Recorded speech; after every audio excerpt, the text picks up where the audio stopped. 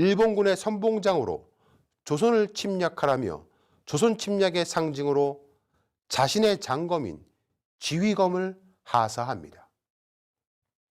이 칼은 작은 나라들을 통합해 통치하자라는 맹세각인도 새겨져 있습니다.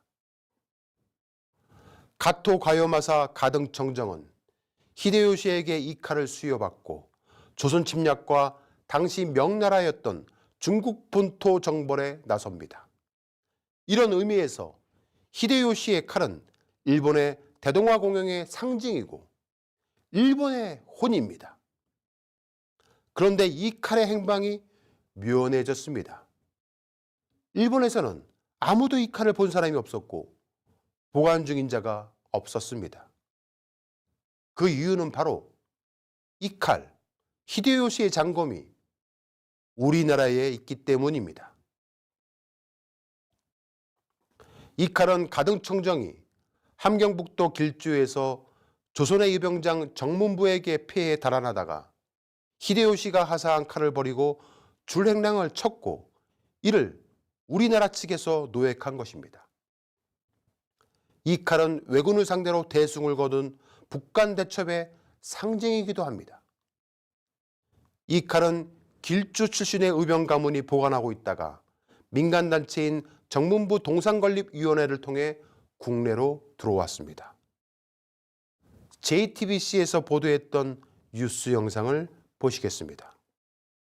한일 간의 역사 관련 소식 하나 더 전합니다. 임진왜란을 일으킨 장본인인 도요토미 히데요시가 최측근 왜군 장수에게 하사한 것으로 보이는 칼이 우리나라에 있는 것으로 확인됐습니다. 어떻게 우리 손에 들어오게 됐을까요? 정진우 기자의 단독 보도입니다. 임진왜란을 일으킨 도요토미 히데요시와 최측근 장수 가토 기요마사의 이름이 도들새김으로 새겨져 있습니다. 작은 나라들을 통합해 통치하자는 맹세 성격의 문장도 양각돼 있습니다. 손을 보호하는 칼의 앞부분에도 만세에 걸쳐 통치하자는 맹약이 새겨져 있습니다. 보통 칼은 아닐 것 같고 아마 이 정도면 일본에서도 국보급이지 않을까 싶은데.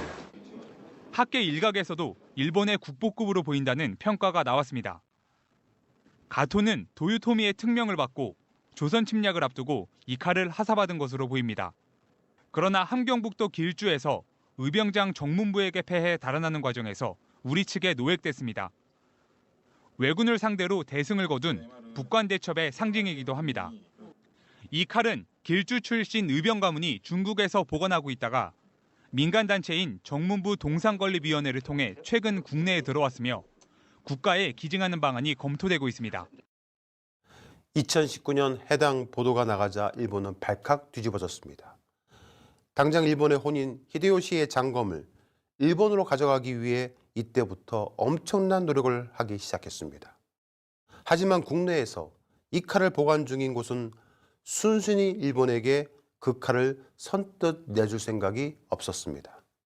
일단 금전적 가치로만으로도 천문학적인 금액이고 일본의 국보급인 이 칼을 아무런 대가 없이 내줄 수는 없었던 것입니다.